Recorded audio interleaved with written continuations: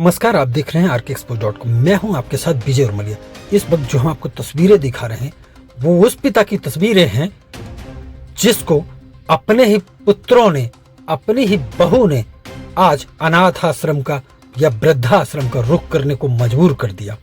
धन्य है ऐसी औलादें जो एक बुजुर्ग जो 70 वर्षों तक इसी पुत्र को चलने के लिए उसकी उंगली थामी, कंधे पर बैठकर दुनिया के सपने दिखाए, और आज वही औलाद इस पिता को वृद्धाश्रम जाने के लिए मजबूर कर दिया। दरअसल अनूपपुर निवासी दयाशंकर शुक्ला अपने पुत्र संजय शुक्ला और अपनी बहू से प्रताड़ित होकर आज विधिक प्राधिकरण सेवा के द्वार पहुंचते हैं और वहां गुहार लगाते हैं कि मुझे अब वृद्धाश्रम में शिफ्ट कर दिया जाए।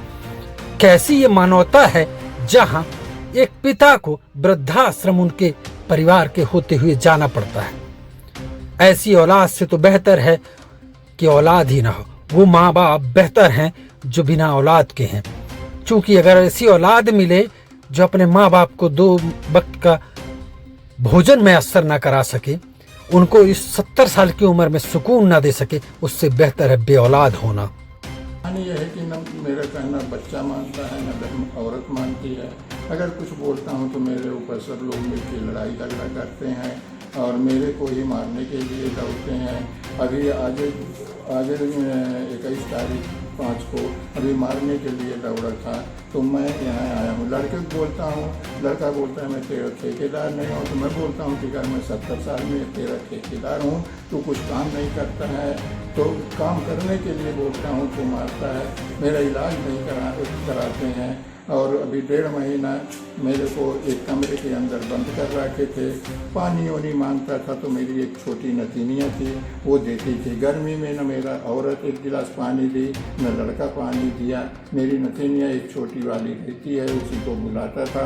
सब लोग रसोई में खटर खटर आवाज़ आता था लेकिन कोई नहीं सुनता था। क्या नाम है आपके लड़के का? लड़के का नाम संजय कुमार शुक्ला है। आपका नाम क्या है? मेरा नाम दयाशंकर शुक्ला है। आपके घर में कमाने वाला कौन है? खाली मैं हूँ और मैं पेंशन पाता हूँ 18,000। मैं कोल इंडिया में काम करता था, उसी से सब लोग खाते हैं और मेरे ऊपर ही अत्याचार करते हैं। तो अब आप वृद्धाश्रम में रहेंगे? हाँ, मैं वृद्धाश्रम में रहूँगा, अपनी स्वेच्छा से रहूँगा। दरअसल दयाशंकर शुक्ला कोल माइंस में कर्मचारी थे, रिटायर हो चुके हैं।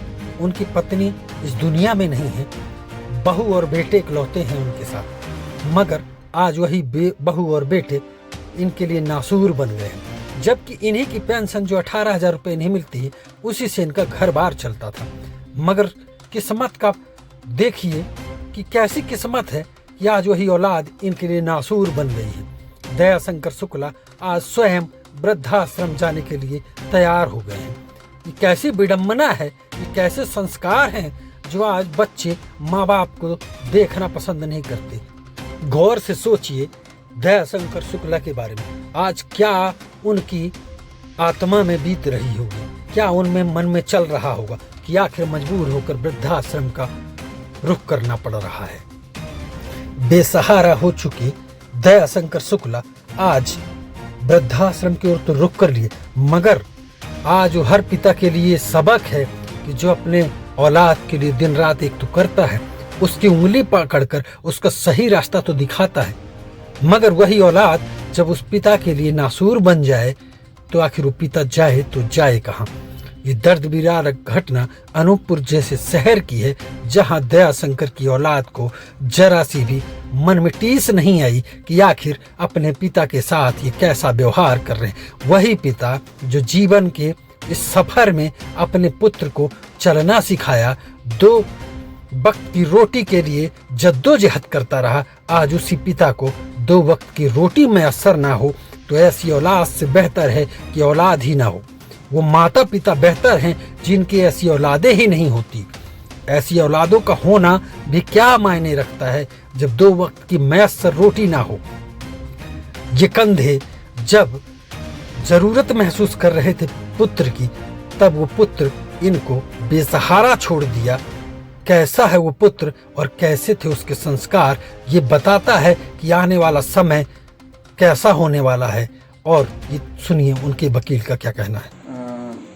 इनका नाम दया शंकर शुक्ला है। आप आए हुए थे, इनको एक वृद्धाश्रम में अपना एडमिशन कराना था, तो जिला विधिक सेवा प्राधिकरण आए और हमको अपने बारे में बताया कि इनके बेटे और इनके परिवारजनों ने इनको घर से निकाल दिया। इनसे हमने एक आवेदन दिया है और उस आवेदन पर कार्रवाई चल रही है। इनको वृद्धाश्रम में एडमिशन मिल जाएगा। आज से फिर ये वहीं रहेंगे। वहाँ का जो भी नॉमिनल प्रोसेस है, आधार कार्ड, पैन कार्ड, फ़ोटो, समग्र ID, बस सबमिट होंगे, उसके बाद ये फिर वहाँ रहेंगे। हर कोई वृद्धाश्रम जा सकता है? जी बिल्कुल जा सकता है। चाहे हमारे कार्यालय में आ जाए या हमारे पैरालीगल वॉलंटियर्स घूमते हैं, वहाँ से भी कोई इनसे संपर्क कर ले, या जिला विधिक सेवा प्राधिकरण के कार्यालय में आके हुए DLO से या फिर सचिव महोदय से मिलकर अपनी व्यथा सुनाएंगे तो शीघ्र कार्रवाई की जाएगी। क्या